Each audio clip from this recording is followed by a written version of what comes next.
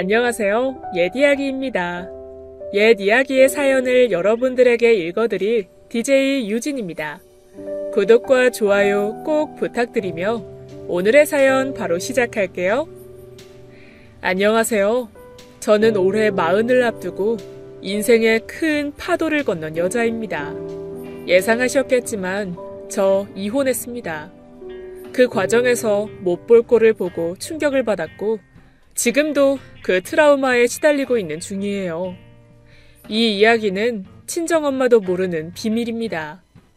도저히 엄마한테도 말을 할 수가 없더군요. 너무나 치욕스러운 일이었으니까요. 그러다 사연 라디오를 알게 되었고 여기다 털어놓으면 속이라도 시원할 것 같아서 사연을 쓰게 되었어요. 지금부터 제 과거에서 완전히 지워버리고 싶은 그때의 일들을 이야기해보겠습니다. 저는 평범하게 연애하고 평범하게 결혼한 남편이 있었습니다. 겉으로 보기에는 평범해 보이지만 저희 부부에게는 한 가지 부족한 게 있었어요. 바로 아이였습니다. 처음엔 아이를 갖는 게 금방 될 줄 알았어요. 그런데 몇 번의 임신 시도에도 아이가 생기지 않자 저희는 불임 클리닉을 다니게 되었습니다. 그리고 5년 동안 여러 번의 실패를 거듭하였죠. 저는 길고 긴 임신 준비로 몸과 마음이 너덜너덜해져 있었어요. 그로 인해서 시어머니와의 관계는 완전히 틀어질 정도였죠. 저는 아직도 시어머니의 말을 잊을 수가 없는데 그날은 저희 동서가 아이를 낳은 날이었습니다. 결혼하자마자 1년 만에 아이를 가지고 아무런 별탈 없이 낳았지요. 저는 그런 동서가 부러웠고 축하를 해주려고 그 자리에 갔습니다. 그러나 그 자리는 저 때문에 분위기가 엉망이 되었어요. 너희들은 도대체 언제 애를 가질 거야? 이러다 나 죽으면 데려올 거니? 노력은 하고 있다면서 왜 소식이 없는 거야? 내가 답답해서 잠이 다 안 와요. 어머니, 저희 노력하고 있어요. 그래도 쉽지는 않네요. 조금만 더 기다려주세요. 그러다 보면 이렇게 예쁜 아이가 찾아오겠죠. 저는 동선의 부부 앞에서 시어머니와 싸우고 싶지 않았습니다. 이제 막 태어난 예쁜 조카를 보는데 저라고 마음이 편하겠어요. 하지만 시어머니는 동선의 부부의 난처한 표정은 아랑곳하지 않고 저를 몰아세우기 시작했어요. 막말로 이제 결혼 5년차 아니니? 근데 아이가 없으면 이거 당장 이혼감 아니야? 안 그래? 둘 다 몸에 이상도 없는데 왜 아이가 안 생긴다는 거야? 나 정말 환장할 것 같다니까. 우리 장남이 불쌍해서 밤에 잠도 안 와요. 내가 오죽했으면 점집까지 가서 기도를 하겠어. 지금 이혼감이라고 하셨어요? 저라고 지금 안 힘들겠어요? 지난달에도 몇 번씩이나 하혈해서 병원 응급실 가고 그랬는데 이혼감이라뇨. 어머니 눈에는 아들밖에 안 보이세요? 저를 이 집안에 애 낳으러 온 여자로 보시는 거예요? 얘 봐라. 눈 크게 뜨고 시어머니한테 대드는 거 봐. 내가 너 이러니까 미운 거야. 내가 말을 하면 조곤조곤 들을 줄 모르고 내 말에 계속 토만 달잖니. 네 성미 때문에 애가 생겼다가도 유산되겠다. 저는 시어머니의 말에 절망했습니다. 제가 뭐만 하면 뭐든 유산이 되는 결과로 시어머니는 말씀을 하셨어요. 하물며 제가 싸가지가 없으니 유산이 되고 제가 시어머니한테 말대꾸를 했으니 유산이 된다는 식이었습니다. 시어머니한테는 제가 유산이 될 수밖에 없는 사람처럼 각인이 되어 있는 것일까요? 저희가 아이가 갖기 싫은 딩크족도 아니고 아주 적극적으로 임신을 위해서 노력하고 있는데 그런 모습은 가여워 보이지 않는 걸까요? 저는 동서가 출산한 걸 사심없이 축하해 주려고 간 그 자리에서 시어머니와 말다툼을 하고 그냥 바로 나와버렸습니다. 더 이상 무슨 말을 하겠습니까? 아이 못 낳는 제가 잘못인걸요. 그날 밤 저는 남편에게 바로 토로했습니다. 어머니는 왜 나를 못 잡아먹어서 안달인 거야? 애 못 낳으면 며느리 자격도 없는 거야? 나 원참 뭐 얼마나 대단한 집안이라고 애를 낳으라 말라야. 오늘도 어머니랑 대판했으니까 나 건들지 마. 또? 여보 미안해. 당신이 조금만 이해해. 우리 엄마 옛날 사람이잖아. 애 못 낳으면 집에서 쫓겨났었대잖아. 미안해 정말. 내가 이렇게 사과할게. 내가 더 노력할게. 됐고, 이제 나 정말 그만하고 싶어. 아무리 해도 안 되잖아. 여보, 나 이제 진짜 그만하고 싶어. 어머님하고도 그만 싸우고 싶고. 저는 사실 그때쯤 인공수정이든 시험관이든 사실상 모든 걸 포기한 상태였습니다. 이게 희망 고문이었기 때문이었죠. 어렵게 임신이 되었다가도 유산이 되기를 반복하니 이게 사람이 계속 할 짓이 못 되는 것 같았어요. 계속 하다가는 제가 미치거나 아니면 제 몸이 완전히 망가져 버릴 것 같았습니다. 그러니 저는 살아야겠다는 생각이 들었어요. 아이를 낳지 못해도 나라는 인간으로서 인정을 받아야 하는데 그게 안 되고 있으니 자존감만 낮아지고 있어서 더 이상 내가 왜 임신을 해야 하는지조차 의문이 들었습니다. 나는 시댁에 대를 잇기 위해서 결혼을 한 게 아니야. 나는 아이가 없어도 당신 사랑하고 이 결혼 생활을 유지하고 싶은데 어머님은 아이가 없으면 이혼하라는 식이잖아. 당신도 우리 부부 사이에 아이가 없어서 나에 대한 애정이 식었어? 아니지? 근데 왜 당신은 어머니한테 적극적으로 나서지도 못해? 알았어. 미안해 여보. 나도 아이 없다고 우리 부부가 헤어져야 한다고 생각하지 않아. 이렇게까지 노력했는데 더 이상 어떻게 너한테 강요를 하겠어. 내가 엄마한테도 잘 말해 놓을게. 알았지? 걱정 마. 남편은 그래도 제 편에 서서 저를 위로해 주었어요. 하지만 저는 그런 남편의 우유부단한 성격을 이미 잘 알고 있었어요. 저한테는 미안하다고 해놓고 정작 시어머니 앞에서는 우리 부부가 아이를 포기했다는 말을 절대 하지 못할 사람이었습니다. 오히려 시어머니가 다시 또 시험관을 하라고 하면 그렇게 하겠다고 할 사람이었어요. 남편의 마마보이 기질 때문에 어쩌면 시어머니와 사이가 더 나빠진 것도 있었습니다.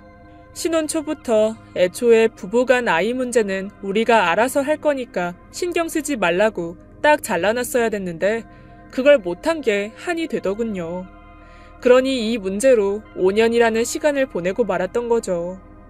하지만 저는 이번만큼은 단호해지고 싶었어요. 나 이제부터 아이 가질 준비도 안 할 거고 노력도 안 할 거라고 딱 선을 그은 것입니다.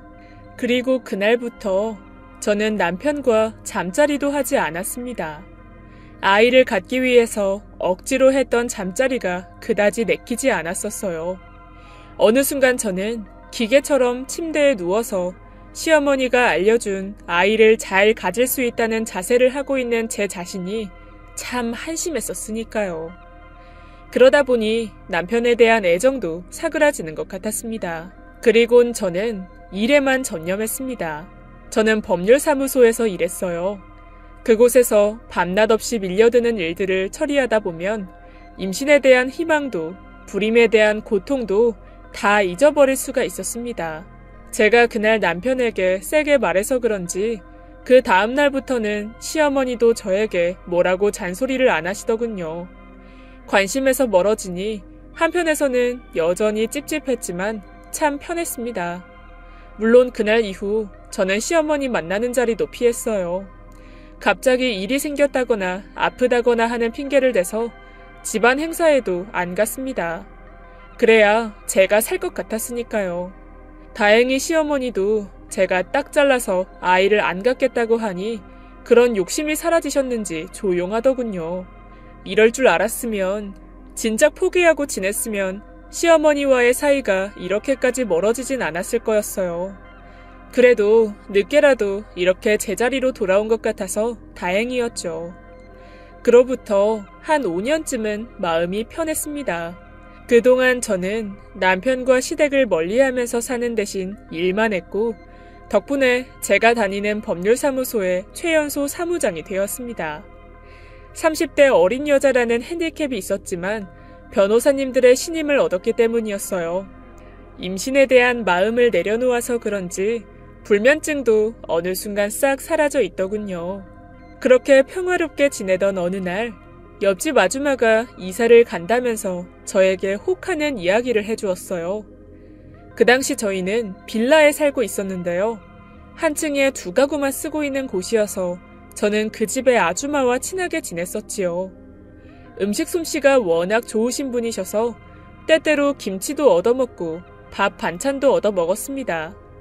손이 크시고 인심이 좋으셔서 그런지 눈치도 안 보였었어요. 그래서 친정엄마처럼 잘 따르던 분이 이사를 간다고 하니 괜히 서운하더군요. 제가 임신이 안 된다고 고민을 털어놓았을 때도 이런저런 부부 상담을 살갑게 해주시던 분이었는데 말이죠.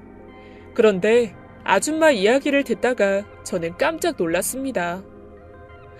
세댁, 내가 세댁한테만 말하고 가는 건데 우리 집 경매 나왔어. 마음 같아서는 내가 사고 싶은데 우리는 형편이 안 돼서 그냥 나가려고. 집주인이 이걸 담보로 사업을 했는데 망했나 봐. 보증금도 겨우 돌려받았는데 혹시나 잘못될까봐 우린 그만 나가려고 해. 어머, 경매요? 이 집이 경매 나왔다고요? 이 동네 재개발할 거라고 이거 꼭 가지고 있으라고 저한테 그러셨잖아요. 옆집 아줌마는 그간에 말 못할 일들이 많았었다면서 속사정을 털어놓았습니다.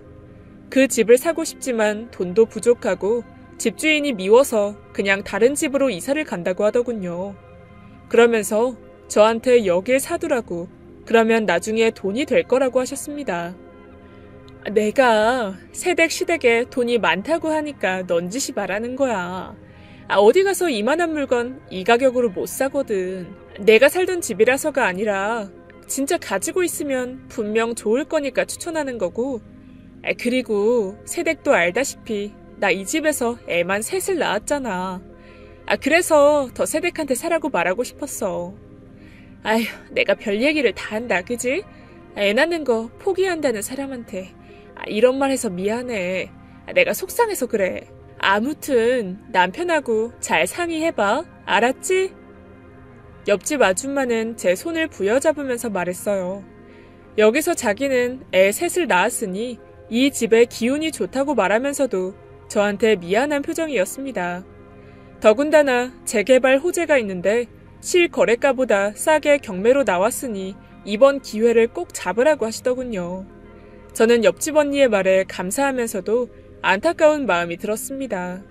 어찌됐든 이제 헤어져야 했으니까요. 아휴, 저한테 미안해하지 마세요. 내가 다 알죠. 언니가 그 집에서 좋은 일들이 많았다는 거. 제가 남편한테 꼭 말해볼게요. 다른 데 가서도 잘 지내시고요. 애들도 잘 키우시길 바래요. 저는 그 옆집 아줌마를 앞으로 못 보게 되는 게 너무 아쉬웠어요. 10년 동안 그 빌라에 사시면서 애 셋을 낳으셨는데 이제는 5 식구가 살기에는 집이 너무 좁았죠. 그러니 이래저래 이사를 가는 쪽을 택한 것 같았습니다. 그렇게 옆집 아줌마와 아쉬운 인사를 한 뒤 그날 밤 늦게 들어온 남편에게 옆집이 경매로 나왔다는 말을 했습니다. 요즘 무슨 일이 그렇게 많은지 부쩍 퇴근이 늦어지고 있는 남편이었어요. 아이를 갖지 않고 살기로 한 뒤로는 회사 일에만 더더욱 집중하는 듯 보였어요. 그런데 제 예상과는 달리 남편은 제 말에 심드렁했습니다. 앞집이 이사 간다고? 경매? 그래. 하긴 그 집은 식구가 많으니까 여기 좁아서 못 살지. 근데 여기 사둔다고 가격이 엄청 오르거나 하지 않을 것 같은데. 미안해 여보. 나 좀 피곤해서 먼저 잘게. 남편은 어느 순간 저와 말도 잘 안 하려고 하는 것 같았습니다. 일하느라 피곤해서 그러려니 하고 넘어갔었는데 그날도 역시 남일에 관심이 없다면서 하품이나 하더군요.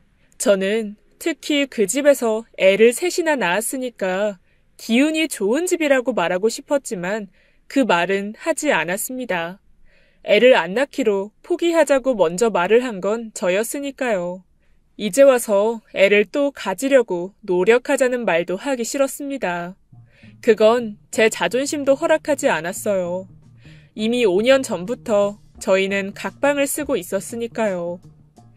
그렇게 법률사무소 일에 지쳐서 평범한 나날들을 지내던 어느 날이었습니다.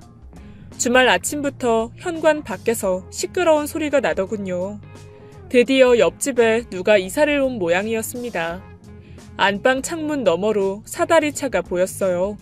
어떤 분들이 이사를 오는 건가 싶어서 저는 창문을 살짝 열어서 아래를 내려다봤어요.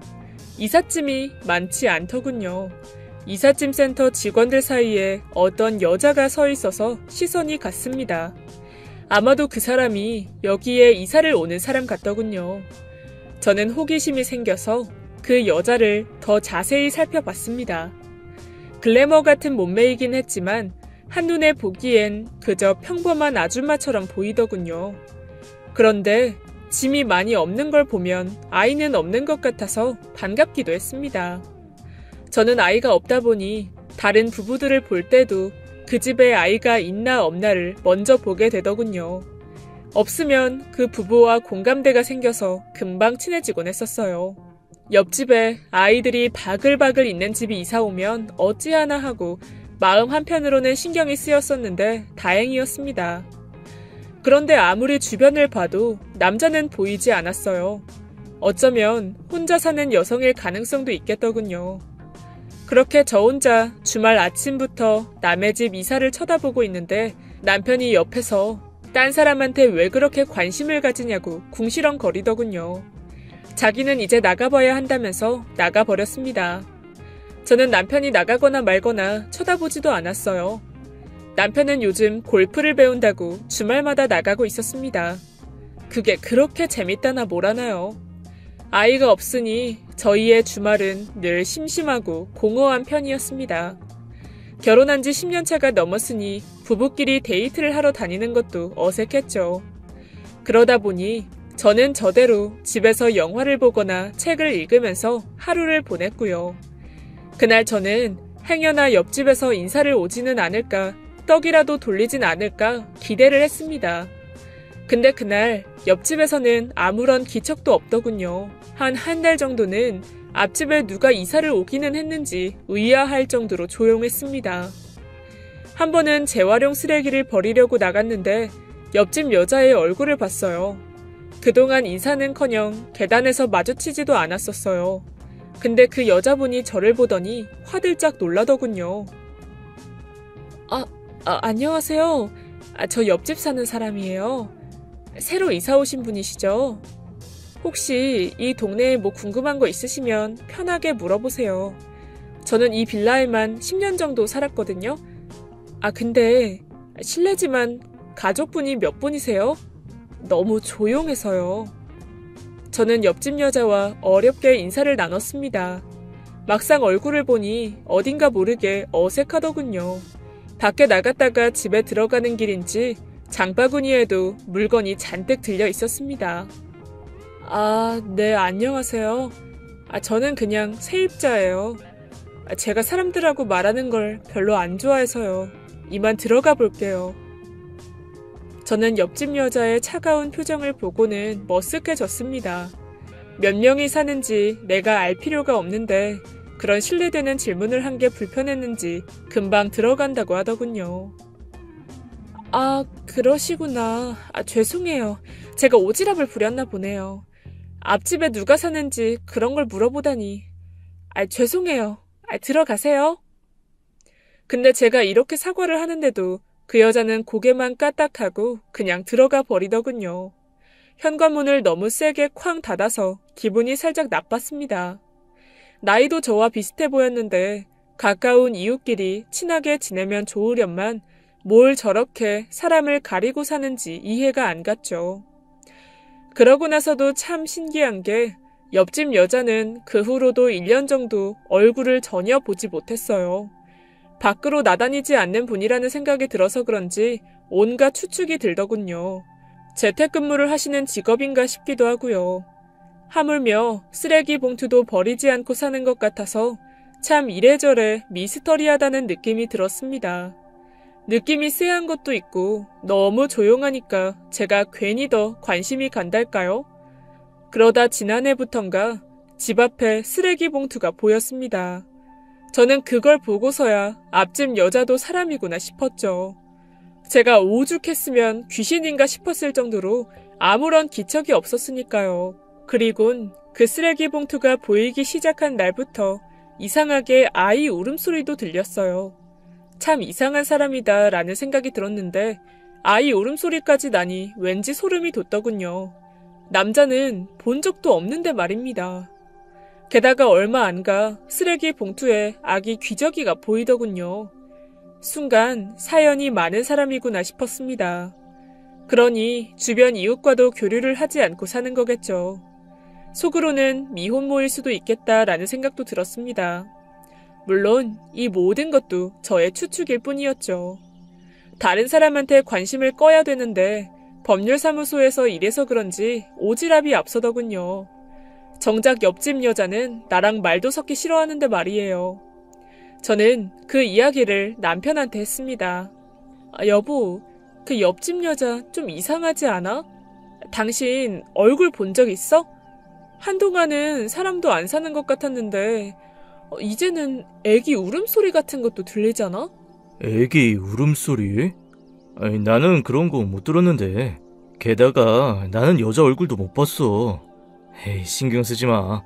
뭐 자꾸 다른 사람 일에 관심을 두고 그래. 내가 예민해서 그런가? 분명 쓰레기 봉투에 아기 기저귀 같은 게 있었는데 내가 착각했나? 남편은 저보고 왜 남일에 그렇게 신경을 쓰냐고 핀잔을 주더군요. 게다가 쓰레기 봉투 얘기를 하자마자 정색을 하기도 했습니다. 당신 그런 것까지 뒤졌어? 아니 왜? 그런 거 범죄 아니야?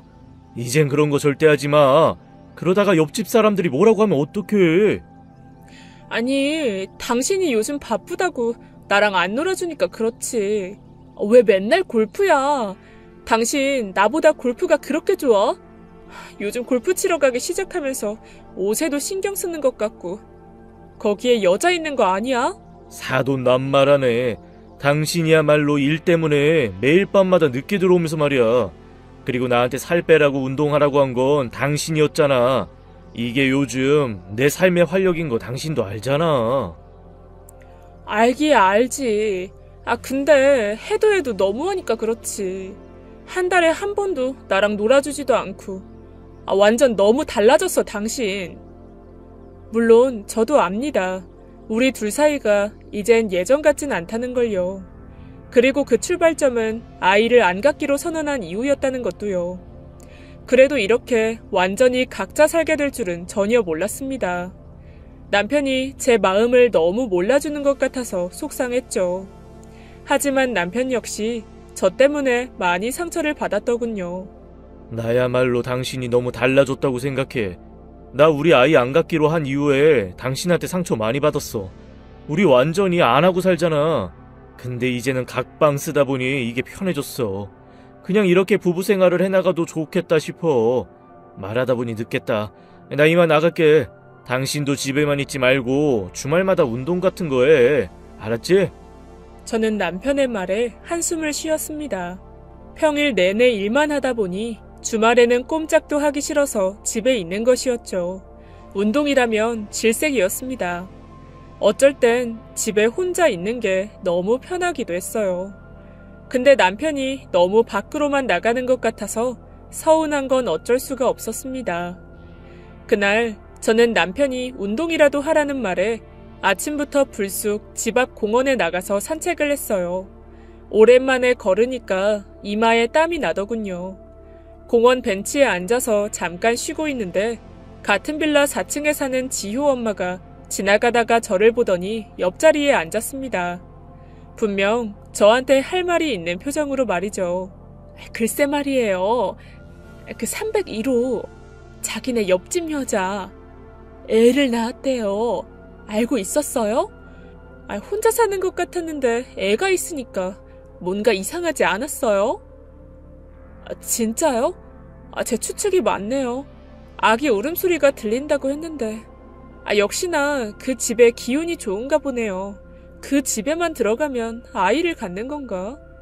어머머, 진짜 그러고 보니 그렇네. 그니까 그 집을 사라고 했잖아요. 옛날 그 집 살던 언니도 애가 셋이었으니까. 아니 그나저나 남편이 없는데 애가 있으니까 신경이 쓰여서 그래요. 안 그래요? 에이, 무슨 사정이 있겠죠. 저는 신경 안 쓰려고요. 그 여자 얼굴도 보긴 봤는데 사람들하고 말을 하기 싫다는 표정이었거든요. 이상한 여자만 아니면 좋겠어요. 저는 지우 엄마와 한참 동안 옆집 여자에 대해서 이런저런 수다를 떨었어요. 그런데도 아는 게 없으니 더 이상 할 말도 없었죠. 결론은 그 집을 내가 샀어야 했다는 걸로 싱겁게 끝이 나고 말았습니다. 이래저래 그 집에 대해서는 추측만 난무한 상태였어요. 오전 내내 운동을 하고 수다를 떨다 보니 어느새 점심때가 되어 있었습니다. 지우 엄마는 애들 밥을 차려줘야 한다면서 집으로 들어갔고 저도 밥 차리기도 귀찮고 해서 짜장면 2인분을 주문한 상태였습니다. 여자 혼자 있는 걸 들키기 싫어서 저는 늘 짜장면을 2인분을 시켜서 먹었어요.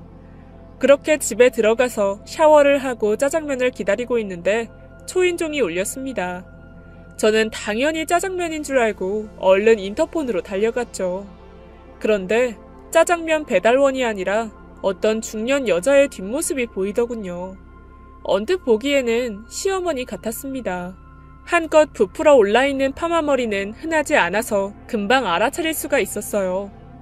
근데 초인종을 눌렀으면 들어와야 하는데 그 중년의 여자는 인터폰 화면에서 사라졌습니다.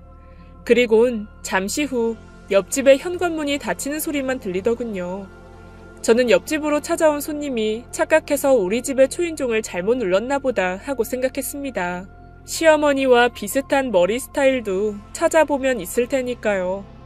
시어머니가 뜬금없이 옆집에 갈 일은 없으니까요. 하물며 요즘엔 저희 집에도 거의 오지 않는 편이셨어요.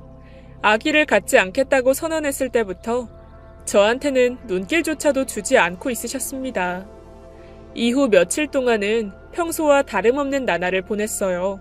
여전히 저는 사무실 일 때문에 바빴고 남편 또한 일과 골프를 치면서 활기가 넘치게 살았죠. 골프가 그렇게 좋은 건지 요즘 표정도 많이 밝아지더군요. 여자가 생겼나 의심이 들 정도로 질투가 났습니다.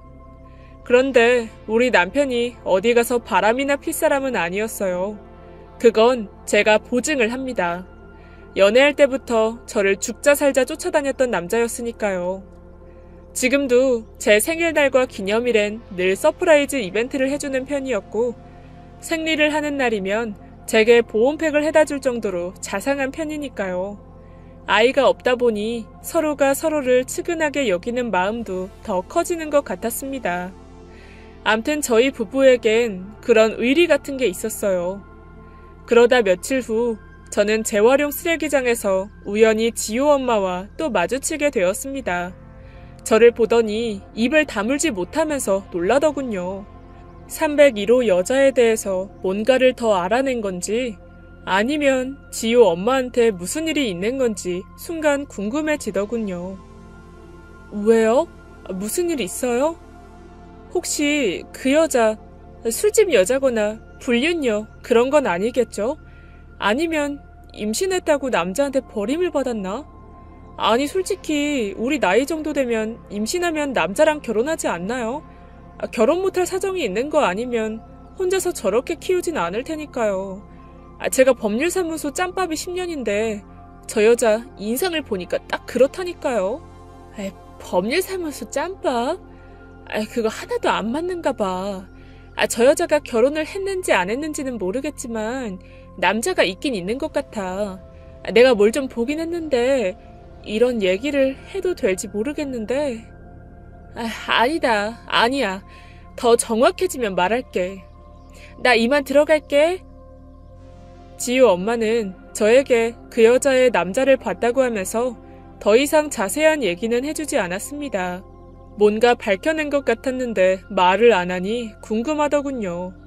원래 이런저런 얘기를 거침없이 하시는 분인데 숨기는 걸 보니까 저 여자에게는 뭔가 대단한 사연이 있긴 한 것 같았습니다. 혹시 드라마에서 보는 것처럼 남편이 국정원 사람인가? 저는 국정원까지 생각하고 있는 제 자신을 보면서 엄청 어이가 없었습니다. 왜 이렇게 다른 사람의 사생활에 관심이 가는지 저도 제가 이해가 안 되더군요. 그리고 왜 옆집 여자는 의심을 살 정도로 꽁꽁 숨기면서 사는지도 이해가 안 갔고요. 암튼 이래저래 답답하기만 하던 찰나 지효 엄마가 집에 들어가다가 다시 나오더니 제 손을 잡아 끌면서 집 앞 카페로 데려갔습니다. 아무래도 지효 엄마는 입이 근질거려서 옆집 여자에 대해서 알고 있는 걸 저한테 다 털어놓으려고 하는 것 같았어요. 커피숍 안에 들어가는 표정 또한 엄청 비장해 보였습니다. 저는 그 진지함이 엄청 웃기기만 했죠. 그 여자의 사연이 궁금해서 침이 바짝바짝 마르기도 했습니다. 자기야, 내 말 잘 들어, 알았지? 나 거짓말 못하는 거 알지? 솔직히 자기한테 죽을 때까지 말하지 말아야겠다고 생각했는데 아무리 생각해도 자기가 너무 안쓰러워서 말을 해야 될 것 같아. 뭔데 그러세요? 옆집 여자 얘기 아니었어요? 근데 갑자기 왜 제 이야기를 하고 그러세요? 왜요? 혹시 저희 남편이 바람이라도 피우던가요? 골프장에서 누가 봤대요? 저는 그때까지만 해도 지효 엄마의 진지한 표정을 가볍게 생각하고 있었어요. 지효 엄마가 저를 걱정해줄 일이 뭐가 있을 게 없었죠. 그런데 지효 엄마의 입에서 나온 이야기는 정말 충격적이었습니다. 세상에나 이게 말이 안 되는 일이었죠. 아니 글쎄, 내가 너무 화딱지가 나서 참을 수가 없어서 하는 말이야. 자기 남편이 글쎄 그 옆집으로 들어가더라니까? 내가 그게 너무 이상해서 몇 번씩이나 확인을 했다고. 네? 그게 무슨 말씀이세요? 우리 집이 아니라 옆집으로요? 에이, 지효 엄마가 잘못 본 거겠죠. 가끔 술 취해서 다른 집 초인종 잘못 누른다고는 하던데 그런 건가 보네요. 난 또 뭐라고요. 이럴 줄 알았어. 자긴 전혀 몰랐지. 주말마다 자기 남편 골프장 가는 줄 알았나 보지? 근데 아니라니까. 내 두 눈으로 똑똑히 봤다고. 자기 집 나와서 엘리베이터 타는 척 하다가 옆집으로 쓱 들어가더라니까. 아휴, 나 지금 엄청 손이 다 떨려. 나 몰라. 나는 자기한테 분명히 말했다. 이제부터는 자기가 다 알아서 해. 저는 지효 엄마의 말을 듣고 처음에는 긴가민가 했어요. 분명 남편은 옆집 여자를 본 적도 없다고 했었어요. 근데 이게 무슨 말인지 전혀 이해가 안 갔습니다. 지효 엄마 표정만 보면 거짓말하는 것 같지는 않은데 저는 지효 엄마와의 이야기를 듣고 얼떨떨한 상태로 집으로 들어갔습니다. 집에 와서도 저는 한동안 멍해 있었습니다. 지금 나한테 대체 무슨 일이 벌어진 건지 싶었습니다. 옆집에 남편이 산다고? 그러다 저는 순간 눈이 커졌습니다. 분명 얼마 전에 옆집은 아이를 낳았는데 아니 그럼 그 아이는? 저는 여기까지 생각을 하다가 머리가 아파오기 시작했어요. 만약 지효 엄마의 말이 맞다면 그렇다면 그 아이가 우리 남편의 아이라는 걸까요? 그리고 그 순간 몇 달 전에 시어머니와 비슷한 사람이 옆집으로 들어갔던 것도 떠올랐어요. 남편의 잦은 외출과 이상한 냄새까지 만약 여자가 생겼다고 해도 골프장에서 생긴 줄 알았는데 옆집이라뇨. 정말 지효 엄마 말이 맞다면 이건 역대급으로 막장 아닌가요? 그날 밤에도 남편은 밤늦게 귀가를 하고 자기 방으로 들어가서 잠을 잤습니다. 긴장이 돼서 그 방으로 들어갈 수가 없겠더군요. 지효 엄마의 말대로라면 지금껏 옆집에 있다가 우리 집으로 잠을 자려고 들어온 거니까요. 골프가 요즘 삶의 활력소가 됐다던 남편의 말은 다 거짓말이었던 걸까요? 저는 어떻게든 이 사실을 확인해야 할 것 같아서 밤새 인터넷을 뒤져서 초소형이지만 고화질인 CCTV를 구매했습니다. 제 두 눈으로 확인해야 성이 풀릴 것 같았거든요. 저는 법률사무소에서 일을 하기 때문에 이러한 위법한 증거들이 효력이 없다는 것도 다 알고 있어요. 하지만 지금 당장 제가 할 수 있는 일은 이것뿐이었습니다. 마음 같아서야 그 집으로 쳐들어가서 확인해보고 싶었지만 말입니다. 저희 집 인터폰으로는 옆집 현관문이 아예 안 보였어요. 어찌됐든 저는 그 CCTV를 당일 배송받아서 바로 다음날 집 앞에 몰래 설치를 했습니다. 옆집 문이 제대로 보이게 방향을 잡아놓고 말이죠. 그리고 딱 일주일 뒤 회사에서 퇴근한 저는 녹화본을 혼자서 몰래 돌려보았습니다. 심장이 터져서 미칠 것 같더군요. 저는 제발 아니기를 기도하면서 장면을 보게 되었습니다. 그런데 아니나 다를까 시어머니도 거의 매일 그 집으로 들락거리더군요. 시어머니는 오후 1시에 그 집으로 들어갔고 남편은 퇴근해서 오후 7시에 그 집으로 향하더군요. 그 모습이 너무 자연스러워서 경악스럽기까지 했습니다. 이게 다 무슨 일인 걸까요? 두 집 살림을 이렇게 뻔뻔하게 대놓고 할 수가 있는 건가요? 저는 그 CCTV를 보면서 하염없이 울었습니다. 이성을 차릴 수가 없더군요. 버젓이 부인이 옆집에 있는데 그 집을 들락거리다니. 저는 잠시 후 그간 법률사무소를 찾아왔던 이혼소송 중이었던 수많은 부부가 떠올랐습니다. 당장 그 집에 들어가서 그 여자의 뺨을 후려치고 남편을 발로 차버리고 싶었지만 감정적으로 잘못 대응했다가 큰일이 난다는 걸 누구보다 잘 알았어요. 일단 전 이 남편과 계속 같이 살 수 없다는 생각에 사로잡혀서 이혼을 결심했습니다. 이건 단순한 바람이 아니었어요. 아이가 있었고 그들은 보란듯이 옆집에 살림까지 차려서 살고 있었으니까요. 남편이 이렇게까지 악랄한 사람일 거라고는 전혀 예상하지 못해서 그런지 저는 그 배신감이 더 크기만 했습니다. 이혼을 결심한 이상 저는 그 남자한테 받아내야 할 것들만 다 받아내야 되겠다는 생각이 들었습니다. 하지만 그 전에 한 가지, 그 여자와 남편에게 이 동네에서는 살 수 없도록 망신을 줘야겠다는 생각이 들더군요. 법은 법이고 복수는 복수 아니겠습니까? 그렇게 저는 조용히 주말을 기다렸습니다. 그리고 남편이 골프를 치러 간다고 해서 나가길 기다렸죠. 저는 안방에서 혼자 시어머니와 남편이 그 집으로 들어가는 걸 CCTV로 확인했습니다. 그 모습을 보는데 미칠 것 같더군요. 제대로 이 두 사람을 망쳐놓고 싶었습니다. 그리고 저는 호흡을 가다듬고 초인종을 눌렀습니다. 띵동, 띵동. 초인종만큼이나 제 심장도 나대기 시작했습니다. 하지만 아내는 조용하더군요.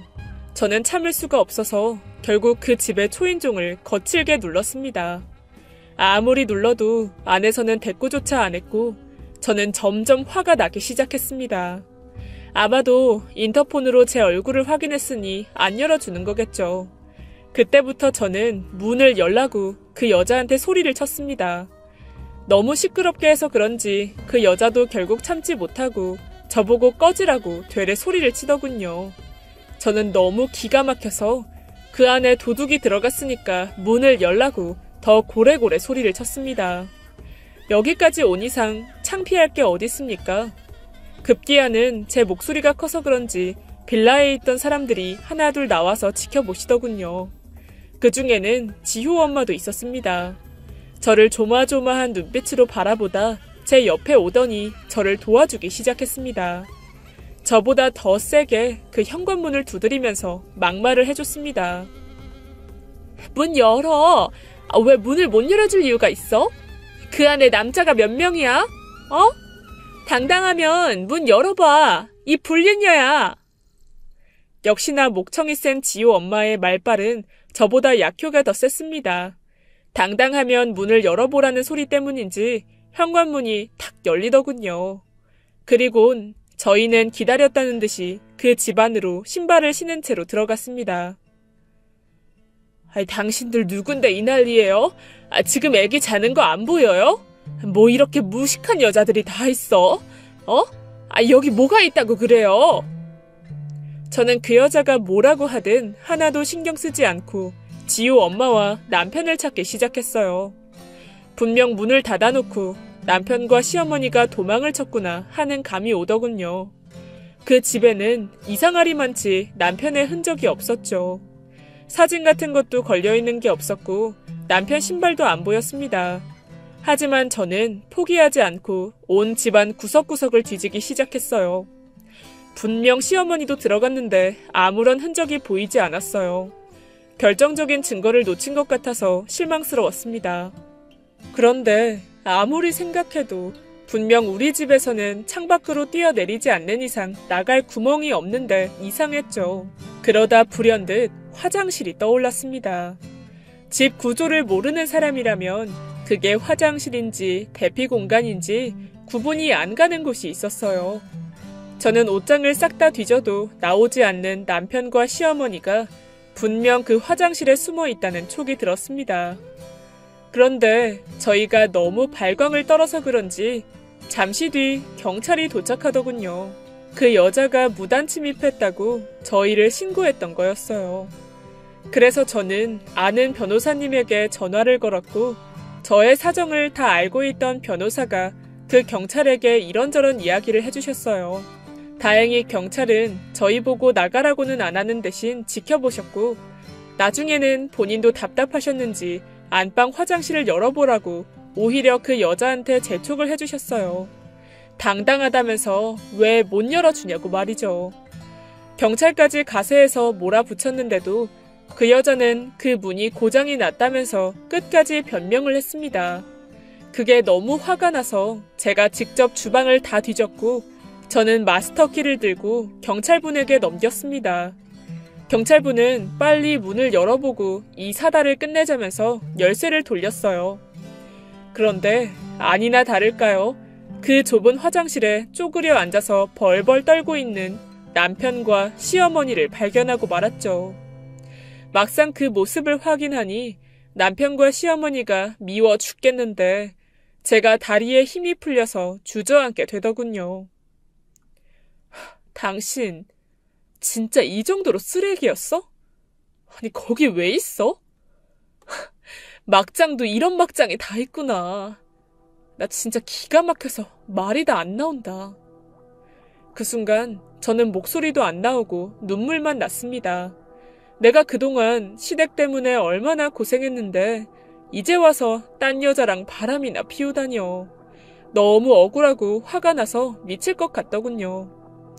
그런데도 제 자신이 너무 한심해서 바보처럼 눈물만 펑펑 쏟아졌습니다. 제가 쓰러질 것 같았는지 옆에 있던 지효 엄마가 저를 부축해 주었고 덕분에 저는 집으로 돌아갈 수 있었어요. 그렇게 집에 들어간 지 5분쯤 지났을까요? 남편이 집으로 슬금슬금 들어와서는 바닥에 무릎을 꿇더군요. 여보, 잘못했어. 용서해줘. 아니, 용서해달라는 말도 못하겠어. 당신 마음대로 막 나 때려라. 어? 나도 내가 이렇게까지 뻔뻔하게 나쁜 인간인지 몰랐어. 미안해, 여보. 저는 남편의 말에 아무런 대꾸도 하고 싶지 않았습니다. 제 마음은 그야말로 참담했습니다. 심장에 폭격을 맞은 것처럼 가슴이 무너져 내릴 것 같았어요. 여보, 미안해. 이거 다 엄마가 시켜서 그런 거야.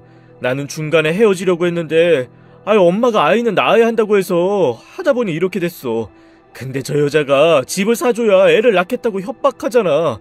그래서 어쩔 수 없이 주변에 싼 집 찾다가 여기를 경매로 사게 됐고, 아이씨, 내가 진짜 미안해, 여보. 나 여자도 저 아이도 다 필요 없어. 그러니까 이번 한 번만 용서해줘. 남편은 울면서 저에게 손이 발이 되도록 빌더군요. 저는 모든 걸 다 시어머니 탓으로 돌리는 그 모습을 보면서 더 어이가 없었습니다. 그런데 그 와중에 시어머니가 집으로 들어오더니 뻔뻔하게 저한테 말을 하더군요. 아니, 솔직히 우리가 뭘 잘못한 거니? 네가 말해봐라. 아니, 네가 애를 안 낳겠다고 했잖니. 그러면 우리 집안의 대를 네가 다 끊어놓는 건데 당연히 우리 입장에서는 이렇게 할 수밖에 없는 거 아니니? 지 잘못은 하나도 생각도 안 하고 적반하장도 유분수지. 지금 무슨 말씀하시는 거예요? 적반하장이요? 세상 사람들한테 가서 물어보세요. 지금 누가 적반하장인지. 얘 봐라. 시어머니한테 눈 부릅뜨고 말대꾸하고. 그래도 나는 네 생각해서 이혼하라고는 말은 안 했어. 양심이 있으면 알아서 헤어질 것이지. 애도 못 낳는 여자가 여자니? 남편이 밖에서 애 낳고 들어오는 건 옛날 같으면 예산일이야. 지금 어디서 잘났다고 소리를 치니? 네 성격이 이러니까 애가 너한테 들어서겠니? 아휴, 이런저런 긴 말 다 필요 없고 당장 이혼해라. 어차피 시간 지나면 지 핏줄한테 끌리는 법이니까. 저는 시어머니와 더 이상 이야기를 하고 싶지 않았어요. 그냥 그렇게 아무것도 모르고 산 제 자신이 너무 바보 같기만 하더군요. 남편이 옆집에 2집 살림을 차리고 있었다니 저는 그 순간 억울해서 미칠 것 같았습니다. 게다가 당당하게 나보고 이혼하라고 말하는 시어머니를 보니 더 치가 떨려서 복수심만 불타올랐죠. 이걸 어째요? 어머니, 제가 이혼할 생각이 없는데요? 어쩌죠? 저 아이 제가 키울 테니까요. 저 여자 내쫓아 주세요. 그리고 저 집도 이 집도 다 제 명의로 돌려주시고요. 안 그럼 저 아이는 아빠 없는 아이, 아니 호적도 없는 아이가 될 수 있다고요. 저는 정신을 차리고 시어머니의 말에 응수를 했습니다. 이제 이혼을 하고 말고는 제 결정에 달려 있었죠. 근데 저 여자가 호락호락 아이를 놔두고 남편을 떠날까요? 아마도 절대 안 그럴걸요? 왜냐, 그 여자는 노리는 게 돈일 테고 그 아이 몫으로 물려받을 수 있는 건 다 받아내고 싶을 테니까요. 너 단단히 미쳤구나. 둘이 애 때문에 이렇게 된 줄 아나 본데 둘이 엄청 좋아해서 애가 생긴 거라고 생각은 안 드니? 너는 이미 우리 아들한텐 여자가 아니라고. 애도 못 낳는데 너한테 무슨 정이 있겠어. 안 그래? 근데도 우리 아들하고 살고 싶니? 남의 아들을 키우고 싶어? 저는 시어머니의 독한 말에 더 이상 응수를 할 수가 없었어요. 가만히 있다가는 멘탈이 나갈 것 같았죠. 둘이 사랑해서 아이가 생겼다니요. 저를 2번, 3번 죽이는 그 말들 때문에 정신이 아찔하기만 했습니다. 하지만 여기서 당하고 싶지는 않았어요. 왜요? 제가 못 키울까봐요? 그럼 키우다가 힘들면 보육원에 맡기면 되죠. 왜요? 급기야 저는 아이를 보육원에 맡긴다는 막말까지 하고 말았습니다. 분명 그 아이는 아무 죄가 없지만 그 아이까지 저는 너무 밉기만 했으니까요. 뭐? 또라이를 따봤나? 그렇게 나온다 이거지? 그럼 그냥 우리 아들 보고 2집 살림 하면서 살라고 하마. 그리고 모든 재산도 다 그 애한테 주고. 네, 그렇게 하세요. 저도 이젠 막장이네요. 그 애 호적도 없이 키워보세요. 핏줄 그렇게 강조하시더니 호적 같은 건 상관없으신 모양이네요. 그냥 핏줄 없는 애로 키우시죠. 어머니 죽고 나서도 재산 한 푼 못 받게 제가 이 집안에 씨를 말려 놓을 거니까. 그때 저는 거의 악에 받쳐서 소리를 지르고 있었습니다. 제 머릿속에 있는 온갖 나쁜 생각들을 시어머니한테 다 쏟아내도 분이 풀리지 않을 것 같았어요. 그런데 마지막까지 고집을 부릴 것 같았던 시어머니가 호적도 없는 아들로 키우라는 제 소리에 흠칫 놀라는 것 같더군요. 독한 것. 그러니 팔자에 아이도 없고 남편 복도 없지. 원하는 게 뭔데? 이제야 말이 좀 통하시네요. 법률사무소에 이혼 전문 변호사만 3명인 거 아시죠? 이 집과 저 집, 2집 다 주세요. 2집 살림했으니까 그거 다 저한테 주셔야죠. 안 그래요? 정작 본인이 저한테 먼저 원하는 게 뭐냐고 물어봤으면서도 제 말에 시어머니는 기가 막히다는 말을 하고는 집을 나가버리셨습니다. 아마도 그 길로 곧장 변호사를 찾아가서 이런저런 조언을 들었겠죠. 하지만 분명한 건 제가 이혼을 안 해주면 끝이라는 것이었습니다. 그러니 제 요구를 안 들어줄 수가 없었죠. 이후 시어머니는 제 요구를 받아들이셨습니다. 쿨하게 도장을 찍자고 하시더군요. 거기에서 왜 쿨하다는 단어가 나오는지 이해가 안 갔지만 저도 그러자고 했습니다. 그렇게 저는 제가 원하는 대로 두 채의 집을 위자료로 받고 이혼을 하기로 했어요. 변호사 입회하에 공증도 확실하게 받아놓았죠. 남편은 미안하다면서도 시어머니가 시키는 대로 하더군요. 대단한 효자 아들이셨죠. 그 모습이 너무 역겨워서 미칠 것 같았지만 저는 남편한테도 정을 뗄 생각이었습니다. 착한 척은 혼자 다 하더니 뒤에서 저를 배신한 건 정작 남편이었으니까요. 어쩜 옆집에서 그런 짓을 하다니. 이후 저는 그 집에서 혼자 지내고 있습니다. 상간녀와 남편은 이사를 나가더군요. 근데 이혼 전에 정리가 되어야 할 옆집 명의 이전이 빠르게 안 되더군요. 답답해서 변호사한테 물어봤더니 아니 글쎄 그 상간녀가 그 빌라를 팔아서 잠적을 했다나 뭐라나요? 게다가 그 여자한테 뜯긴 돈도 그동안 한두 푼이 아니었던 것 같더군요. 역시나 제 예상대로 그 여자는 처음부터 돈만 노리고 있던 여자였던 거였습니다. 아, 그래도 다행인 건 그 대단한 핏줄인 아이는 놔두고 갔다더군요. 그래서 요즘 시어머니가 황혼 육아 중이시라고 했습니다. 저는 그 소식을 듣고 나서 이혼 소송 중인 남편에게 문자를 보냈어요. 옆집 매매 금액만큼 현금을 가져오든가 아니면 다른 집을 하나 사서 가져오든가 하시고 이행 안 하면 시댁 압류당하는 거 알고 있지? 이번 달까지만 기다릴 거야. 암튼 그렇게 좋아하는 아이랑 싱글 파파로 평생 잘 먹고 잘 살아라. 이 나쁜 놈아. 그 문자 이후로 저는 시댁 쪽으로는 쳐다도 안 보고 살고 있습니다. 그리곤 매일 기도하죠. 그 집에 매일 안 좋은 일만 가득하길 말입니다. 지금까지 예디약이었습니다. 끝까지 함께 해주신 여러분 진심으로 감사드리며 저는 내일 이 시간 다시 돌아올게요. 감사합니다.